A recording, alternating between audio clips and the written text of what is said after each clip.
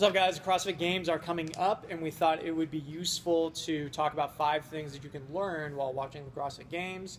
Hopefully you tune in. It's sort of a arm of what we do in here. Even if you're not a competitive athlete, it's still interesting and exciting to see what people do at the top level. So our 5 things. First one is watch the technique.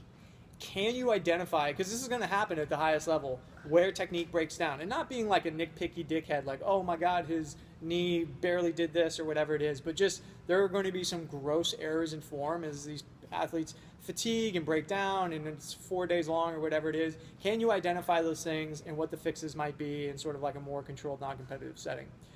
We both feel that that's fairly instrumental in sort of self-identifying your own form things and how to address them so that you can continue to progress and get better and stay safe and all that good stuff.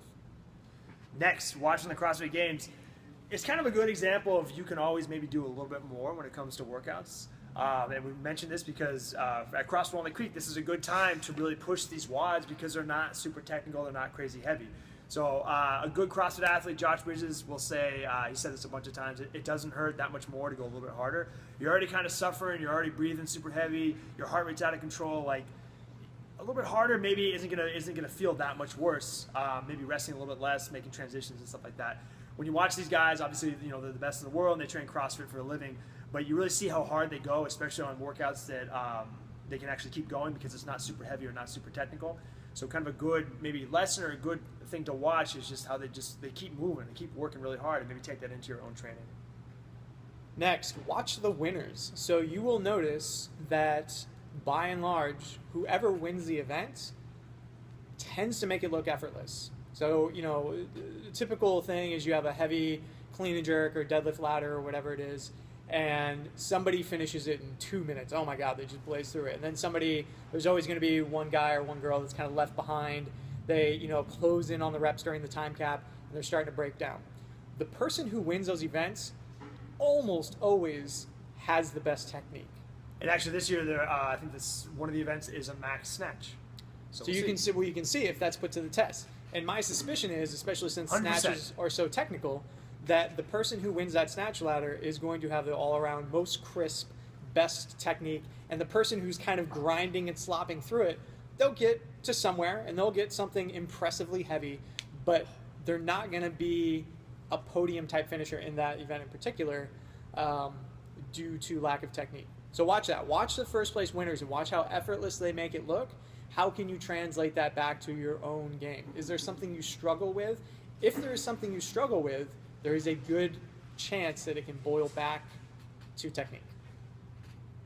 Next, there is a sort of hard lesson learned when you watch CrossFit Games, and that is that this stuff is so, there are people who are so unapproachably good at this that it almost makes you feel a little deflated, like, oh, why am I even doing this? These people are so good. And that's okay. They're doing this full-time professionally. Theoretically, you're doing this for fitness.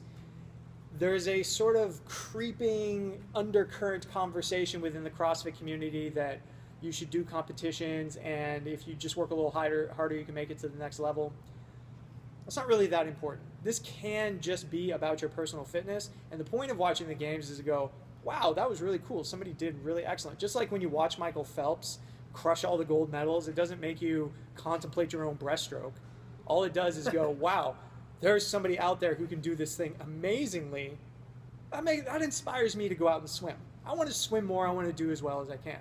And just never having this sort of reserve feeling of like, maybe if I do a little more diet, maybe a little more technique, maybe if I put in double days, then I can make it. Because it's just out of the grasp of most of us regular folks, especially if a job and kids and all that good stuff. Yeah, and hopefully watching the games, I mean, if anything, maybe gets you fired up. If you watch it, I think it probably starts on Wednesday or Thursday. Maybe gets you fired up to really make it in on Thursday and crush that workout when you weren't going to go in on Thursday anyways or something. It should hopefully get you fired up to do this stuff, because the CrossFit Games are really sweet because you're doing what they're doing. They're just doing it on maybe a little heavier scale or a little bit more technical scale or a little bit, I guess, more technical when it comes to like gymnastics and stuff like that. It's all the same stuff though. Thrusters, snatches, double unders, wall balls, it's all the same stuff. It's just, like Andrew said, much harder. Hopefully get you fired up to get in here and crush some workouts. Kind of the last thing we're going to talk about is warm-up and recovery. You may not see a bunch of this when it comes to like what footage they actually show, But there is on YouTube, if you ever watch some of the behind the scenes stuff, you'll see that every athlete, they're competing in workout after workout after workout on a given day, doing 4 or 5 workouts on a given day. That's like 15 workouts over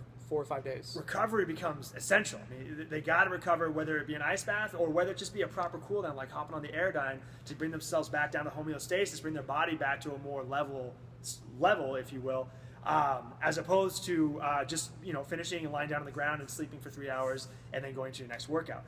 Granted, we're not doing multiple workouts in a given day, but if you are new to CrossFit or if you're still kind of developing your fitness and stuff, 7 workouts within a week may require a good amount of recovery. So if you're spending an hour in here working out, try and spend 15, 20 minutes on outside of here, work on your recovery, stretching out after a workout, hopping on the Airdyne, kind of cooling off a little bit. And then you will see, they'll probably show a bunch of warm-up footage as well. We do a good warm-up here, but just make sure if you ever do work out on your own, warming up is so freaking important. Prepping the movements you're about to do. Get ready to do the stuff you're about to do so you can do it at the highest quality. Sweet, guys. 5 things we hope that you take away from the games should you tune in. Thanks for watching. Yeah.